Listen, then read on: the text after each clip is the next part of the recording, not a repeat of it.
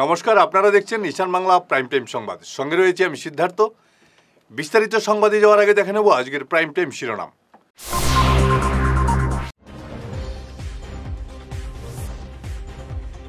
BJP বাঙালি বিদ্বেষী, কটাক্ষ Susmita.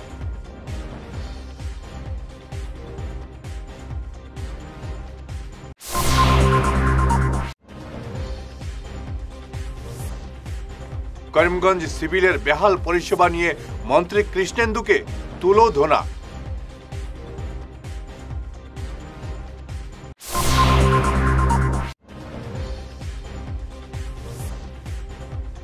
Old pension নীতি চাই, কাটিগড়া সার্কেল অফিসে সরকারি কর্মীদের কর্মবিরতি।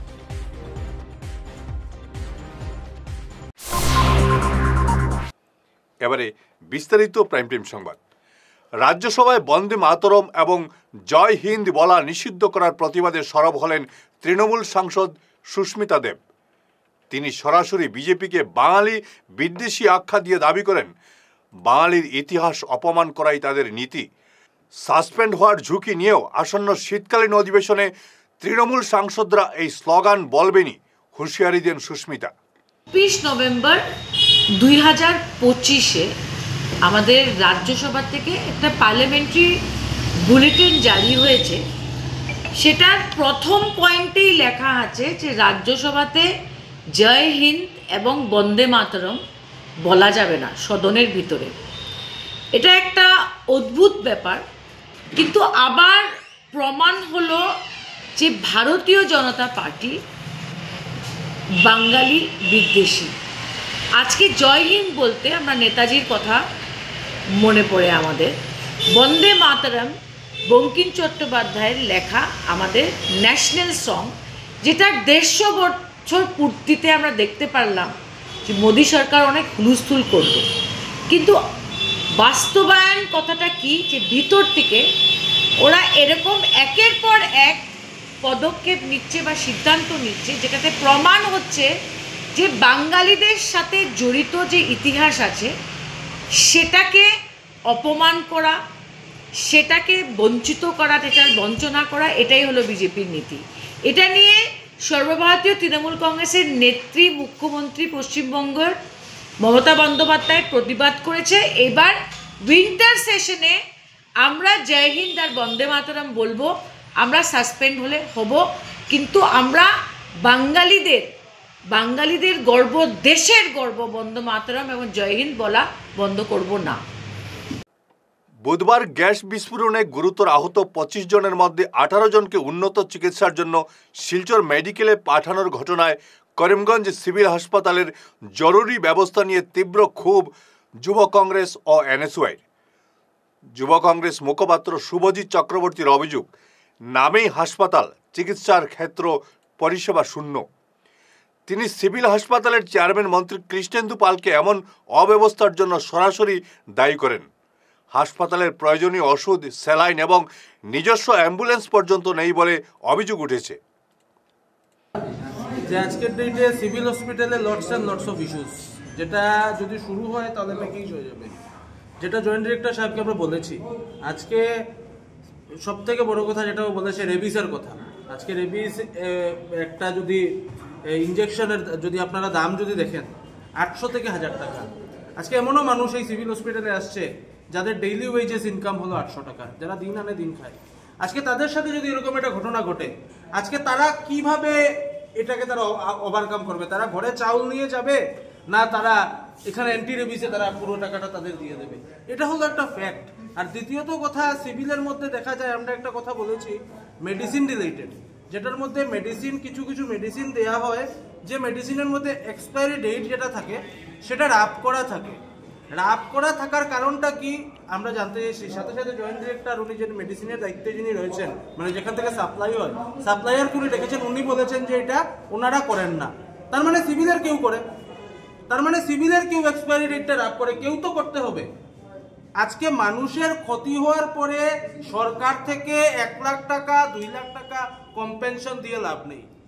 Prevention is better then cure, and prevention and precautionary must be taken for the welfare of the people. It's a request to our honorable minister Shri Krishnendu Pal. আজকে উনি এখানে আমাদের আমাদের জেলায় সদ্য মন্ত্রিসভায় স্থান পাওয়া মাননীয় মন্ত্রী, আর উনি আজকে এখানের মধ্যে চেয়ারম্যান। আজকে উনি এই সিভিল হসপিটালের চেয়ারম্যান থাকা সত্ত্বেও আজকে যদি এখানে যদি ফার্স্ট-এডের একটা মলম যদি না থাকে তাহলে এর থেকে লজ্জাজনক আর বেদনাদায়ক কথা আমার মনে হয় না আর কিছু আছে। তথাকথিতভাবে আমি মাননীয় মন্ত্রীকে অনুরোধ করব, আমার জানা মতে অ্যাসেম্বলিতে রয়েছেন উনি, মাননীয় মন্ত্রীকে আমি অনুরোধ করব এবং মাননীয় মুখ্যমন্ত্রীর উদ্দেশ্যে আমাদের একটা অনুরোধ থাকবে, মেডিকেল কলেজের কাজটা যাতে তাড়াতাড়ি হয় এবং মেডিকেল কলেজের জায়গাটা যেটা আমরা দেখতে পেয়েছি রাতাবাড়িতে, সেটা কিন্তু শিলচর মেডিকেল কলেজ থেকে আরো বেশি ডিস্টেন্স এবং রাস্তার অবস্থাও কিছু জায়গায় খারাপ আছে। তো ঈশান বাংলা নিউজের বিশাল দর্শক ভিত্তির সঙ্গে যুক্ত হয়ে তাৎক্ষণিক পৌঁছে যান হাজার হাজার গ্রাহকের কাছে। কেবল টিভি, ইউটিউব এবং সোশ্যাল মিডিয়ায় একযুগে আপনার ব্যবসার ব্যাপক প্রচার। শক্তিশালী বিজ্ঞাপন দিন, আকর্ষণীয় ভিডিও তৈরি করুন আর সবাইকে জানিয়ে দিন আপনার উপস্থিতি আবশ্যক। নম্বর 1 ঈশান বাংলা নিউজ, যেখানে খবরের বিশ্বস্ততা আপনার প্রচারের শক্তি। পুরনো পেনশন স্কিম চালুর দাবিতে কাটিগড়া সার্কেল অফিসে সারা অসম এনপিএস কর্মচারী সংস্থার কর্মবিরতি।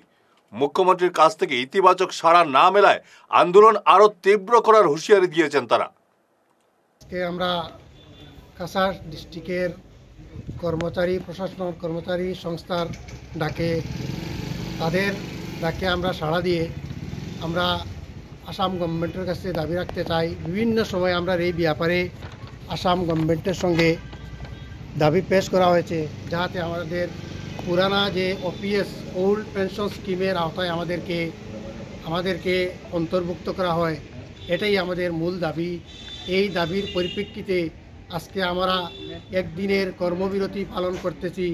আমরা আমাদের ডিস্ট্রিক্ট কমিটির নির্দেশ মতে আমরা আজকে আমার কর্মচারীবৃন্দ অফিসে এসেছি। আমরা আমাদের অ্যাটেন্ডেন্সের মধ্যে সই করেছি, কিন্তু আজ আমরা কোনো কাজ করব না। আমরা কর্মবিরতি পালন করব, যাতে গভর্নমেন্টের কাছে আমাদের একটাই দাবি, যাতে আমাদের যে ওল্ড পেনশন স্কিম রয়েছে এই স্কিমে আমাদেরকে অন্তর্ভুক্ত করা হয়। এটাই আমাদের আজকের সরকারের পক্ষ থেকে আপনাদেরকে ওল্ড পেনশনে অন্তর্ভুক্ত করা হবে না, এরকম কোনো নির্দেশ আছে নাকি? না, এরকম কোনো নির্দেশ আমার জানা মতো নাই। গভর্নমেন্টের সঙ্গে বিভিন্ন সময়ে মেমোরেন্ডাম দেওয়া হয়েছে, এমনকি আমি যতটুকু জানি আমাদের অনারেবল সিএম স্যারকেও এই ব্যাপারে মেমোরেন্ডাম দেওয়া হয়েছে। এটা সরকারের বিবেচনাধীন রয়েছে। এই আন্দোলন আরও আগ বাড়বে না আজকের দিনেই শেষ হবে? যদি গভর্নমেন্ট আমাদের এই দাবি মেনে নেয় তাহলে তো আমাদের আগ বাড়ার কোনো প্রয়োজন নাই। যদি গভর্নমেন্ট আমাদের এই ব্যাপারে যদি সহানুভূতি না দেখায় তাহলে আগ বাড়ার সম্ভাবনা রয়েছে। আমাদের ডিস্ট্রিক্ট কমিটি যে নির্দেশ দেবে সেই নির্দেশ মতে আমরা কাজ করে যাব। ঠিক আছে।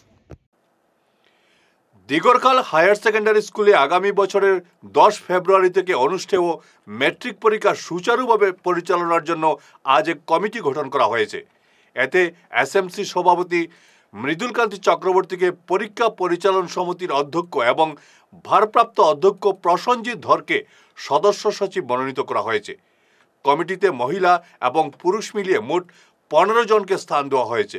স্থানীয় পোস্ট অফিস, থানা এবং স্বাস্থ্য কেন্দ্রের দায়িত্বপ্রাপ্ত আধিকারিকরা পদাধিকার বলে এই কমিটির সদস্য থাকবেন।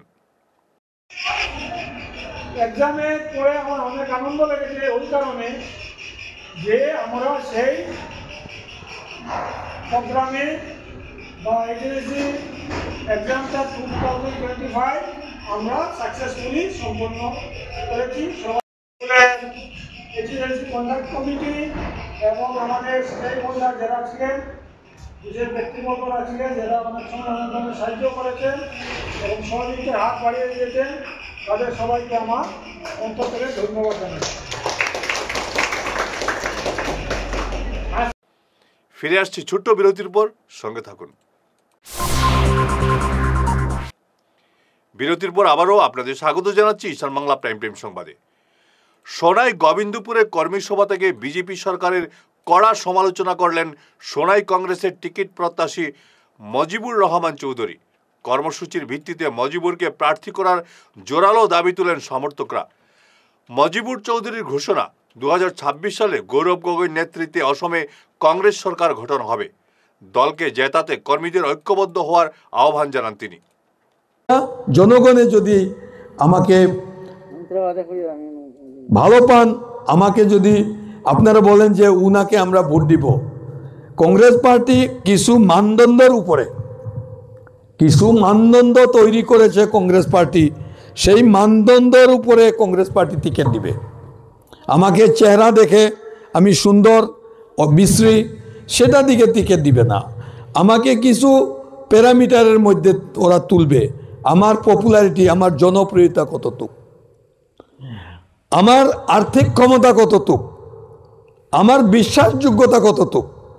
আজকে অনেক লোক আমাদের কংগ্রেস পার্টি থেকে জিতে অন্য পার্টিতে বিজেপিতে চলে গেছে, সেই রকম কংগ্রেসকে ধোঁকা দিয়ে চলে গেছে। যদি আজ আমি কংগ্রেস পার্টি আমাকে টিকিট দিল, আমি কংগ্রেস পার্টির ক্যান্ডিডেট হয়ে নির্বাচিত হলাম, তারপরে যদি আমি অন্য পার্টিতে চলে যাই, বেইমানি করি, সেই কন্ডিশনটা কংগ্রেস পার্টি দেখবে টিকিট দেওয়ার আগে, যে এই লোকটা বিশ্বাসঘাতকতা করিয়া অন্য পার্টিতে চলে যাবে কিনা। নিশ্চয় এই আদর্শ, আমি যে কংগ্রেস পার্টিকে আদর্শ হিসাবে নিছি, যে কংগ্রেস পার্টিকে আমি ভালো পাই, যে কংগ্রেস পার্টি আমাকে সম্মান দিয়েছে, আমি সেই পার্টির মাধ্যমে আপনারা জনগণের আমি সেবা করতে চাই। আপনারা যদি সুযোগ দেন, ময়না ভাই আমার ছোট ভাই, উনি অনেক কিছু বলে গেছেন। এই যে সমস্যাগুলা, এক সমস্যা নয় একটি কনস্টিটুয়েন্সিতে। মারহুম মইনুল হক চৌধুরী শিলচর প্রথম লিঙ্ক রোডের 1 নম্বর গলির সম্মুখে নবনির্মিত শ্রী শিরডি সাই বাবা মন্দিরের উদ্বোধন এবং প্রাণ প্রতিষ্ঠা উৎসব সম্পন্ন হল। 25 নভেম্বর অধিবাস, 26 নভেম্বর শোভাযাত্রা এবং যজ্ঞের মাধ্যমে বিগ্রহের প্রাণ প্রতিষ্ঠা এবং 27 নভেম্বর মহাপ্রসাদ বিতরণের মাধ্যমে 3 দিনের উৎসবের সমাপ্তি ঘটে। শেষ করার আগে ঈশান বাংলা প্রাইম টাইম শিরোনাম আরও একবার।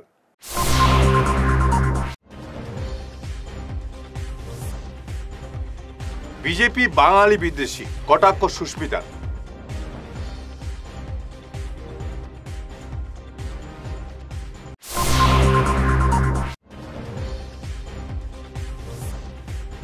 করিমগঞ্জ সিভিলের বেহাল পরিষেবা নিয়ে মন্ত্রী কৃষ্ণেন্দুকে তুলোধনা।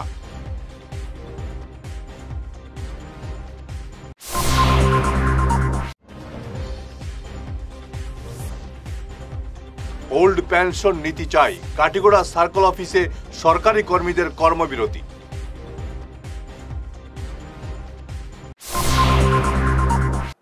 আজকের মতো ঈশান বাংলা প্রাইম টাইম সংবাদ এ পর্যন্তই। নমস্কার।